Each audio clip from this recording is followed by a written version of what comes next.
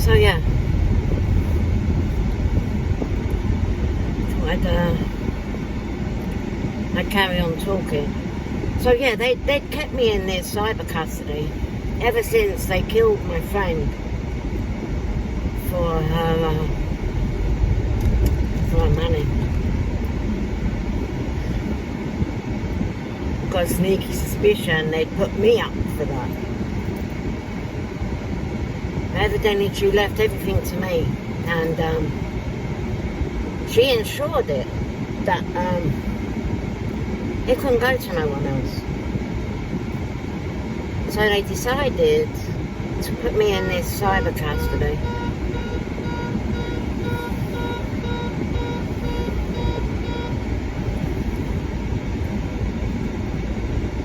So yeah, they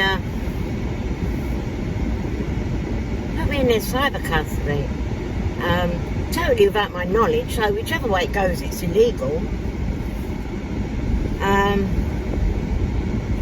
I never went to court. You know, as far as I'm concerned, I've got a clean record. And although I know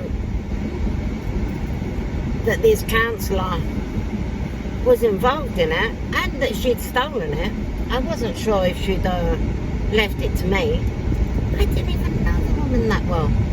But then what would a wealthy woman be doing in a council flat and seeking me out to help her? I kind of think there's a lot more to, you know, she sought me out, and I think on her side there was a lot more to do with it. Anyway, I suppose we'll never know. But I knew she was involved because I went away for 6 months. This is when I got back. See the caretaker taking all her stuff out of her flat. I felt absolutely sick. I couldn't even tell you what I was thinking. My head was just spinning. But I immediately looked over to this counsellor's house, and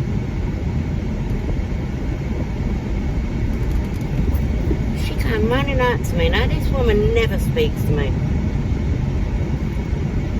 I never speak to her either, trust me. But she said, oh yeah, she died. Yeah, one of them things.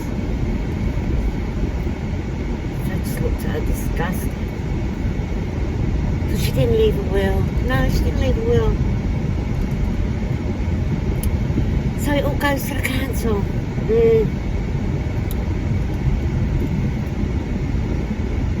said, what happened to her? She died.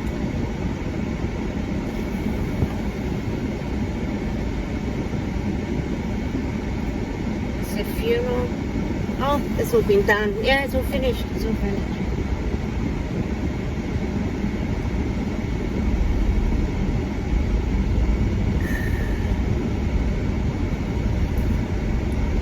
So no, I have spoken about it in earlier videos, and I don't really want to speak about this woman because she makes me feel really sick just talking about her. But anyway,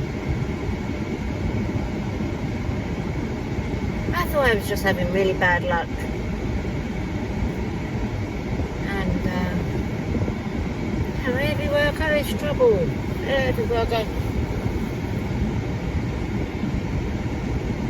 Usually the police dragging me into things. I thought just like, because they're idiots, most of them. No, they're not idiots. They're very much like government. They're crooked, evil people who pretend to be idiots.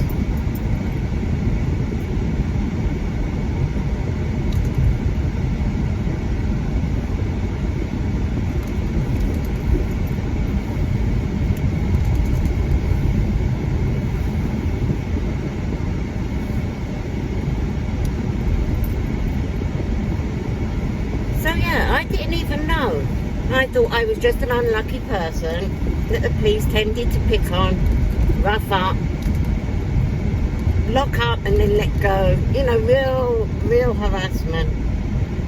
And it wasn't until, you know, like with my ex, see, there's so much money floating around behind me that I didn't know about, and I had to keep their hands on me. They had to know what I was doing, where I was going.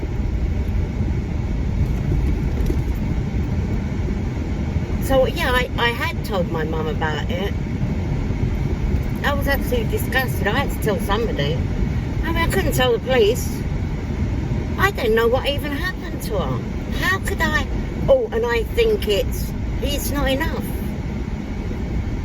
I did think that one day, because God works like that, everything would just, you know, I trip over it, like I always do. If I want to find something out, or I usually get, there's something really weird has happened. I'd forgotten all about it. I got really ill. For years, my mum was poisoning me and drugging me. My doctor kept having a go at me because I wouldn't take prescriptions for my illness.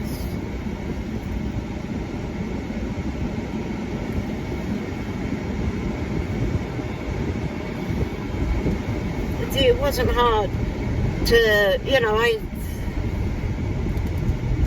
changed my doctor and then I lost another two.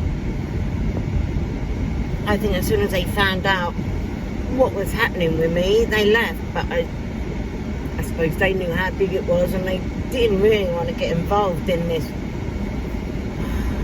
disgusting, organised crime. I was tortured on every level. Huge HIPAA violations.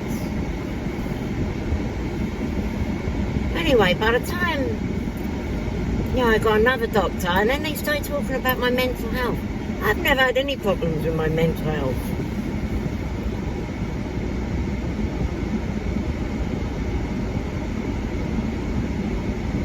And then I was, because I get pain meds, they forced me to go to Better Lives. Better Lives. That's where junkies go. You know, drug addicts. People who need help with heavy medication. Street drugs. Illegal. Not pain medication.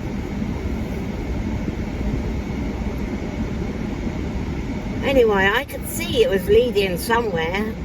You know, there's mental health stuff.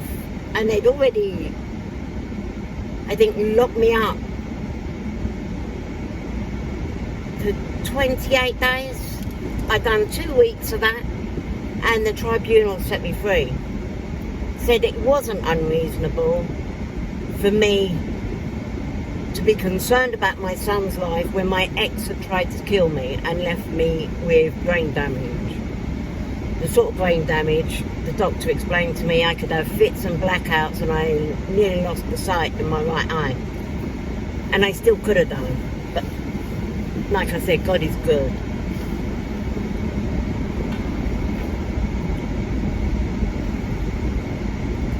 But you know, I'm thinking, I'm just unlucky, and these are just horrible people, and all I have to do is change my surgery.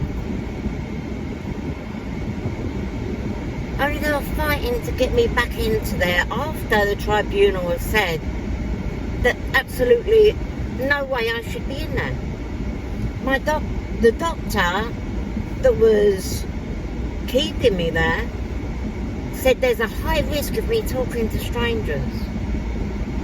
Oh my God, I'm 57 years old. I mean, what on earth planet is he on? But then, yeah, you have to start thinking, what have they put in my medical records?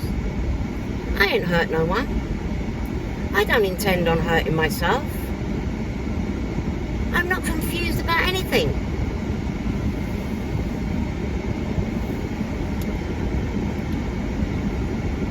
So yeah, you got...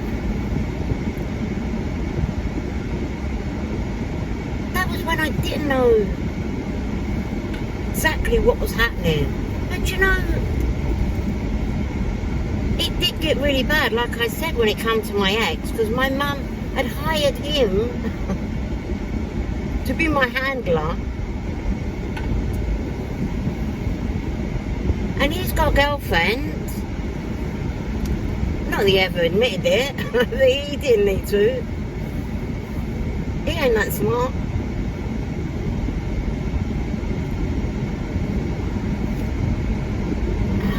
And what a sick person. She is the one who's obsessed with me and can't leave me alone. I mean, yeah, maybe she only went with him because she was part of this thing trying to get my money. I'm sure she would have done anything. But you know,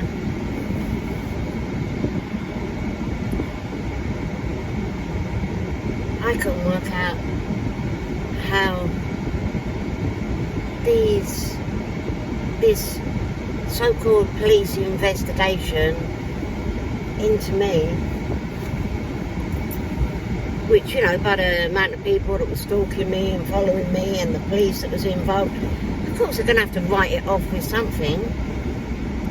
But how could they be literally watching me being raped and beaten, attacked on so many levels by so many people?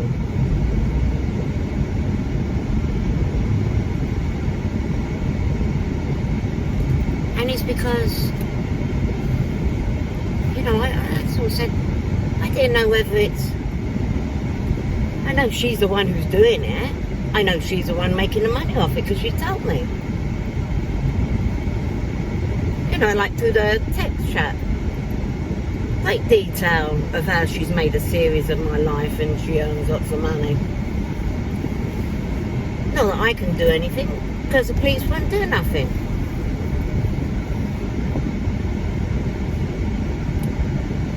Mind you, I think they might have to now because I gave them all the videos. And it all includes all of that. So,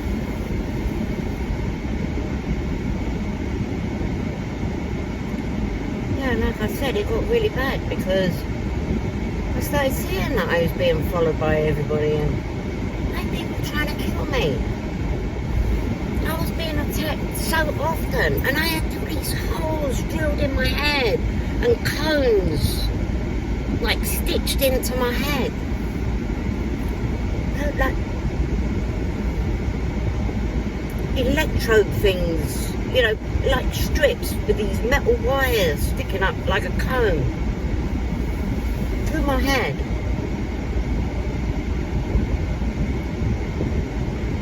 They're still doing it. Absolutely so painful. Like I was saying, that's how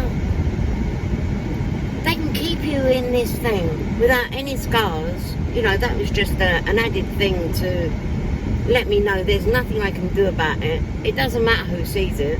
And I'm sure they brought out monkeypox just to disguise it. So, because if I went out in the summer and I'm showing my shoulders and you could see all the burns all over me, people would think it was monkeypox instead of burns. It might just stop people from going, why is that on your back? You know, something like that.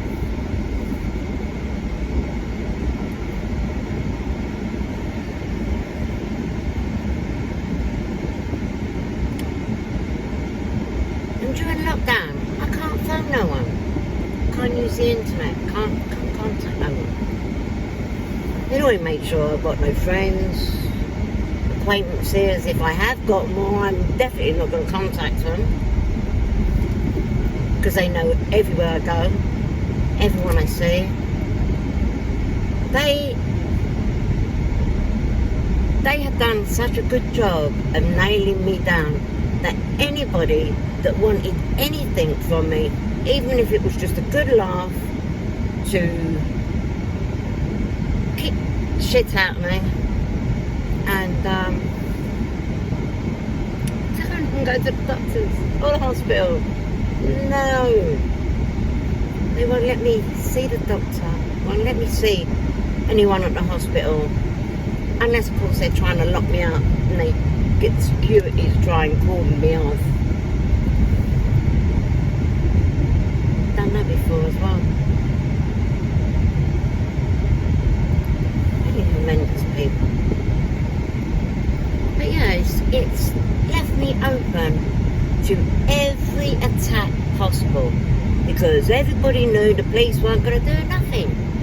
And I went to MI6, and I went to the American Embassy to speak to the FBI, because it's a cyber thing.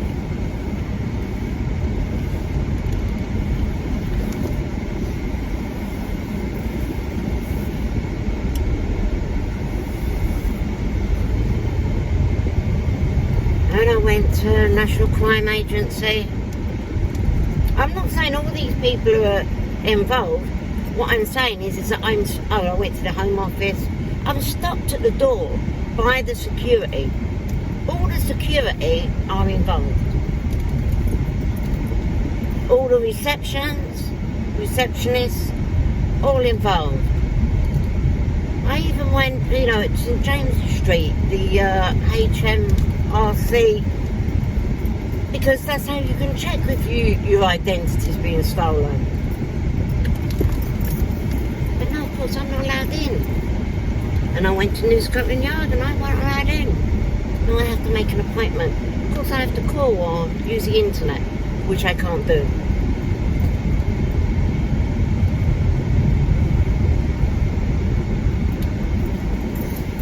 His number was 80 at New Scotland Yard. I think that was an unusual number.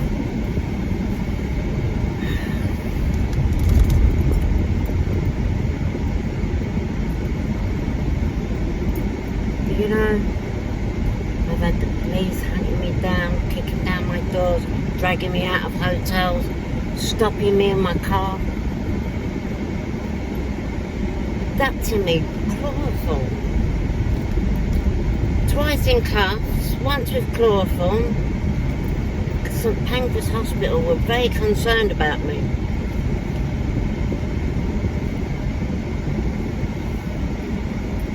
Do you know?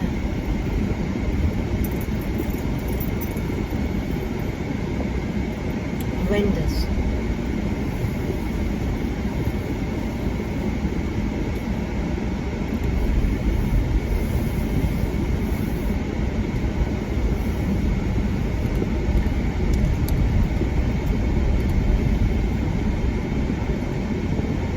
Helicopters flying over my flat, shining their searchlight through my window every single day about 8 o'clock.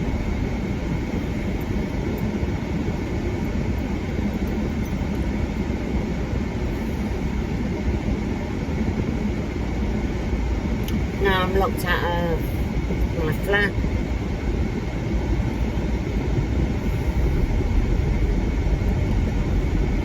I say I'm running out of ideas, but God gives you them just as you need them. It really does make a way where there doesn't seem to be anyway. I really don't know how I've even stayed alive. Maybe it's just the poisoning and the drug. I've got all my hair, 7 years worth of it. I may not be able to keep paper evidence or evidence on my phone. Can't write things down without, I probably can't even think anything. This is probably the reason why they're drilling holes in my head. Turning me into a guinea pig. because they've done such a good job of locking me in their cyber custody. And everybody just has to look the other way and earn lots of money. And how many people do you think they do that to? This is even including the banks. They've got bank accounts made up in my name that I found early on in 2019. It was either the Royal Bank, the Bank of Scotland or Lloyds Bank. Then in 2020, I was just randomly going into banks and I found one processing in my name and address in the Royal Bank of Scotland. But he wouldn't shut it down. I told him, shut it down. He said, no, you have to do it online. So I explained I can't go online. He said, well, there's nothing I can do then. I said, listen, they are laundering money or funneling money through these fake accounts, money that belongs to me. I said, and you are responsible for that. I said, I would shut that down immediately if I was you. No, you'd have to speak to fraud. No, and of course I can't.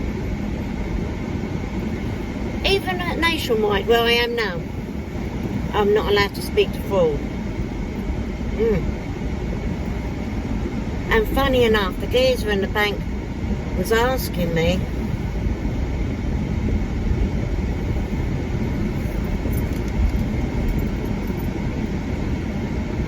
whether I rent or own my property.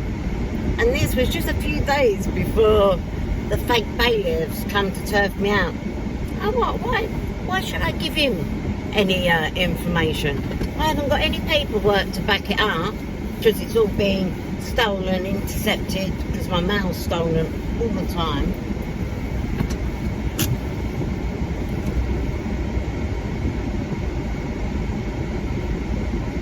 But you know, I don't need their approval. I don't need to tell everybody what I'm doing.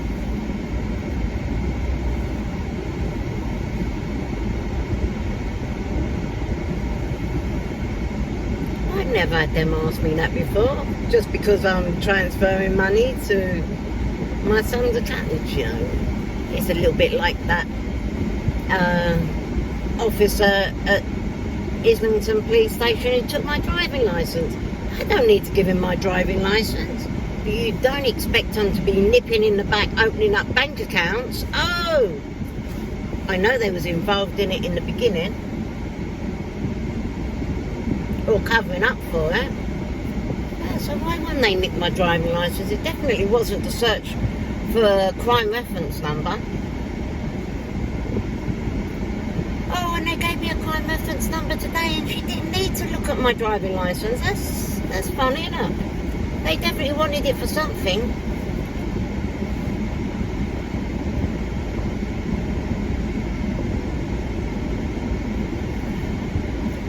But yeah, it's only since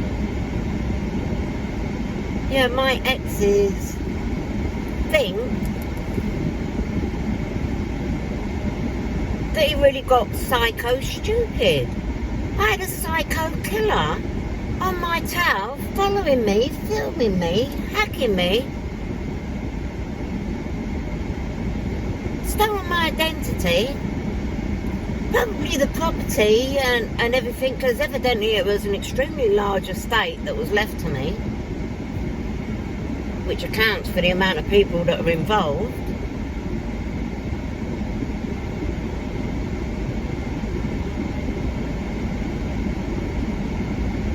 That's when it started getting crazy, stupid. My life was in danger and the police were laughing at me. All the police.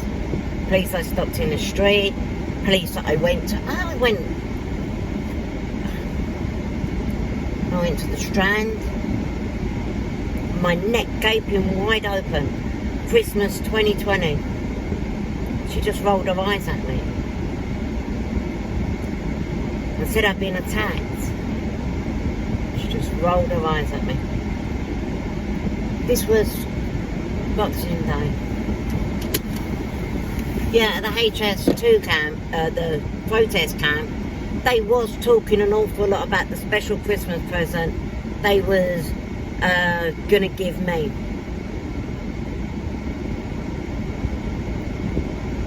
And by all accounts, I think they killed me. Because when I got up in the morning, they were shocked. Like, really shocked. I think about 5 people left the camp. Somebody else moved to the side of the camp, stayed right away from me. And another guy, all of a sudden, he looks really pleased to see me, like he thought he was never going to see me again. I was battered. I still can't move my left hand.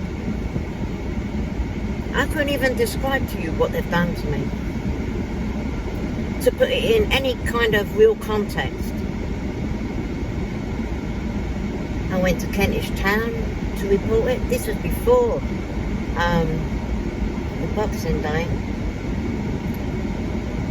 That must have been 2020.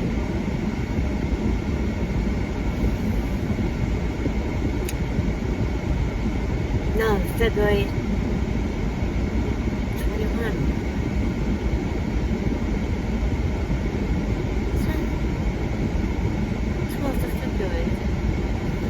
Anyway, so many years, so many attacks, so many insults. And the police refused. Yeah, I had one guy going, yeah, but what do you want me to do about it? Yeah, but what do you want me to do about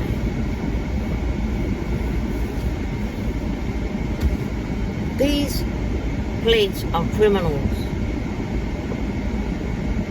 They are the ones that get paid so these crimes can continue. They give these organised criminal gangs protection. And if they don't give them protection, it's because they are part of it. Same as the government. I sent tons of emails that actually got through. I managed to work out a way in a secured bit, brand new phone, didn't switch it on until I was sending these. I done it so quick that they didn't have time to, and I managed to get through because I had the automated responses straight through. But then they blocked any replies. But you know, I know it got through.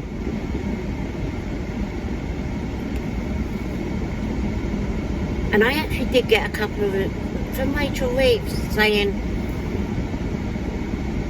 yeah, she's not allowed to do anything because I'm not one of her constituents. I mean, I did tell them I was homeless. I only gave her my address as a point of reference. But no, they can't do it because I'm not a constituent. What has that got to do with the fact that all these government institutions were attacking me, abducting me, holding me against my will, drugging me, trying to wipe my memory, electrocuting me. Disgusting. And they're allowed? They're allowed because they can go, what do you want me to do about it? We don't give crime reference numbers for things like that. What, crimes? Really?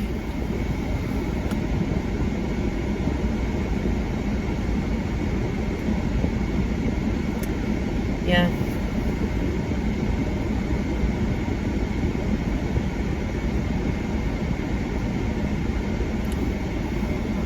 What can you say? Well, let's cross our fingers and hope that they're actually going to do anything. I mean, I haven't been able to see a doctor, a dentist, an optician. It's always these people that I'm seeing.